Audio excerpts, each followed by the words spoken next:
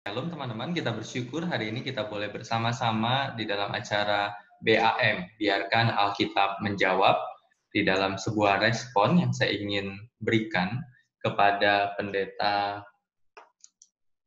Yusuf Manubulu ketika di dalam sebuah kegiatan atau acara yang beliau lakukan.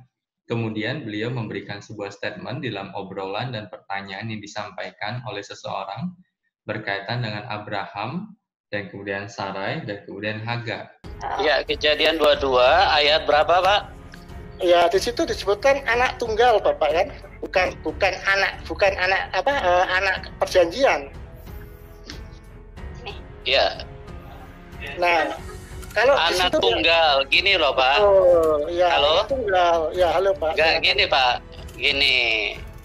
Yang dimaksud dengan anak tunggal itu harus sesuai dengan konsepnya Allah itu sendiri. Jadi tidak bisa sesuai dengan konsepnya Sarah, karena lahirnya Ismail itu karena konsepnya Sarah, bukan konsepnya Allah, Pak. Jadi Ismail itu tidak masuk hitungan di dalam konsep daripada kebenaran itu sendiri, Itu Pak. ada ayatnya nggak, Pak? Bahwa Ismail tidak masuk. Gini, Pak, saya kasih penjelasannya begini, ya. Manusia kan di dalam kehidupan ini, menurut ketetapan Tuhan tidak boleh berzina. Nah, itu kan ketetapan Tuhan. Oke. Tetapi kalau manusia berzina, itu bukan berarti Tuhan punya ketetapan seperti itu. Itu karena kekerasan hati manusia, gitu. Orang berzina pun itu bisa melahirkan anak. Nah, sekarang masa kalau orang berzina akibat hubungan yang dilakukan di dalam dosa, terus kemudian itu bisa menjadi ketetapan Allah, bisa menjadi konsep daripada Dia yang Maha Kudus, kan sangat tidak mungkin, Pak, gitu loh. Dan kemudian ada statement yang Pendeta Yusuf Manubulu sampaikan bahwa Abraham itu melakukan zina dengan Hagar ketika dia mengambil Hagar, dan kemudian bagi Pendeta Yusuf, maka Abraham sesungguhnya sudah melakukan zina.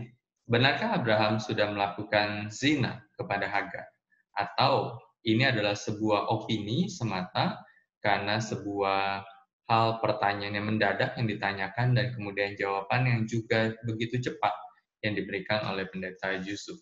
Kita akan melihat itu dari sudut pandang Alkitab pastinya, dan bukan hanya sudut pandang opini, bukan hanya sudut pandang tafsiran. Bagi saya tafsiran sesuatu yang boleh dilakukan ketika itu tertulis di dalam Alkitab dan kemudian kita menafsirkan. Tapi ketika itu tidak tertulis dalam Alkitab secara literal, secara ada titik jelasnya, maka bagi saya itu sesuatu yang rawan untuk ditafsirkan. Karena itu kita di dalam acara BAM, Biarkan Alkitab Menjawab, maka saya akan memunculkan, benarkah Abraham itu berzina dengan Hagar? Saya akan munculkan di dalam beberapa ayat. Misalkan, di dalam Kejadian pasal yang ke-15, ayat 13 dan 14. Dikatakan firman Tuhan kepada Abraham, ketahuilah dengan sesungguhnya bahwa keturunanmu akan menjadi orang asing dalam suatu negeri yang bukan kepunyaan mereka, dan bahwa mereka akan diperbudak dan dianiaya 400 tahun lamanya. Tetapi bangsa yang akan memperbudak mereka akan kuhukum, dan sesudah itu mereka akan keluar dengan membawa harta benda yang banyak. Nah, di dalam bagian ini adalah sebuah nubuatan, sebuah penyataan yang Tuhan berikan kepada Abraham tentang keturunan Abraham yang akan terjadi di dalam ratusan tahun setelah Abraham hidup, yaitu berkaitan dengan bangsa Israel. Ketika dikatakan 400 tahun lamanya mereka diperbudak dan dianiaya, dan kita tahu bahwa bangsa Israel berada di dalam perbudakan di Mesir ketika di dalam zaman Yusuf, dan kemudian bangsa Israel, saudara-saudara Yusuf pindah ke Mesir, dan kemudian setelah masa Yusuf selesai, mereka diperbudak di Mesir. Dan kemudian dikatakan setelah itu, mereka akan keluar dan membawa harta benda yang banyak. Dan kita tahu peristiwa itu adalah ketika Musa membawa bangsa Israel keluar di dalam perintah Tuhan untuk keluar dari Mesir, dan ketika mereka keluar dari Mesir, maka mereka pun mendapatkan harta atau meminta harta, meminta emas dari orang-orang Mesir, dan orang-orang Mesir memberikan itu. Jadi di dalam bagian ini adalah sebuah nubuatan berkaitan dengan keturunan Abraham, yaitu Israel. Dan kalau kita melihat siapakah nenek moyang bangsa Israel, maka Abraham berkaitan dengan yaitu Ishak.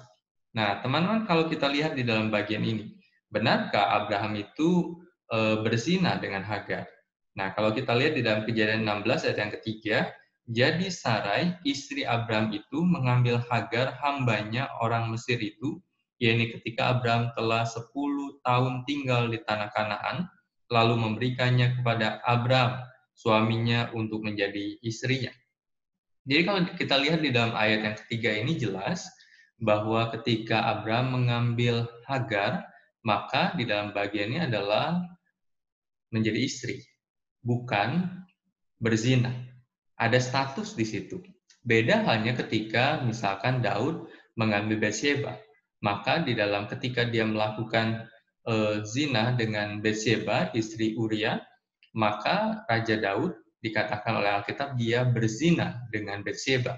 Dan akhirnya akibatnya anak dari Raja Daud bersama dengan Batsheba di dalam perzinahan itu akhirnya mati.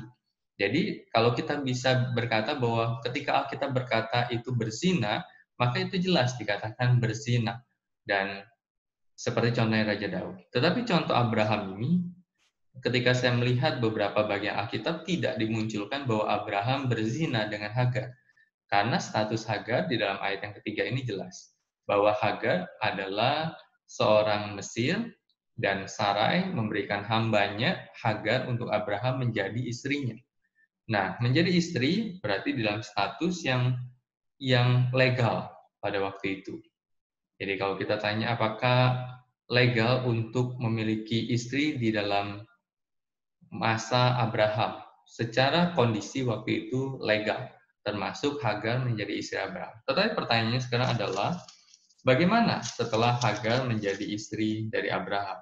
Kalau kita lihat bahwa perjalanan Sarai yang merupakan sebuah istri dari Abraham secara sah, dan Tuhan menjanjikan bahwa melalui Sarai lah akan lahir anak perjanjian itu, yaitu Ishak, maka kita melihat di dalam ayat yang ke-12 dan 13 dari Kejadian 21, dikatakan, tetapi Allah berfirman kepada Abraham, janganlah sebal hatimu karena hal anak dan budakmu itu, yaitu berkaitan dengan Ismail dan kemudian Hagar. Dalam segala yang dikatakan Sarah kepadamu, haruslah engkau mendengarkannya. Mendengarkan siapa? Mendengarkan Sarah. Sebab yang akan disebut keturunanmu ialah yang berasal dari Ishak. Nah, Tuhan sendiri yang berkata bahwa sebab yang berasal dari keturunanmu adalah dari Ishak. Kemudian, lalu apa yang terjadi pada Hagar dan Ismail? Di dalam ayat yang ketiga dikatakan, tetapi keturunan dari hambamu itu, yaitu Ismail, juga akan kubuat menjadi suatu bangsa, karena ia pun anakmu. Ya teman-teman, ada jelas di sini. Kalau tadi kita lihat di dalam bagian sebelumnya bahwa Hagar adalah istri, dan kemudian Ismail di dalam bagian ini dikatakan oleh Tuhan, karena ia pun anakmu. Jadi, apakah Abraham berzina dengan Hagar? Bagi saya, tidak. Jadi pendapat dari Pendeta Yusuf Manubulu adalah sebuah pendapat opini dan bukan apa yang dikatakan oleh Alkitab. Pendapat yang mungkin jawabannya karena sudah dinyatakan dan kemudian secara ditanyakan dan kemudian beliau menjawab secara cepat. Tetapi kalau kita melihat secara Alkitab, maka Alkitab tidak berkata bahwa Abraham berzina dengan Hagar. Karena Hagar adalah istri Abraham dan kemudian Ismail adalah anak dari Abraham, dan Tuhan nyatakan itu. Tetapi kalau bicara tentang siapakah yang menjadi keturunan Abraham yang mewarisi akan janji-janji Allah pada Abraham, maka seperti Tuhan katakan bahwa Ishaklah yang menjadi ahli waris itu. Demikianlah BAM hari ini, biarkan Alkitab menjawab, dan biarlah kita membangun dasar iman kita bukan berdasarkan pada opini, bukan berdasarkan pada penafsiran semata, tetapi yang mendasari itu berdasarkan pada kebenaran firman.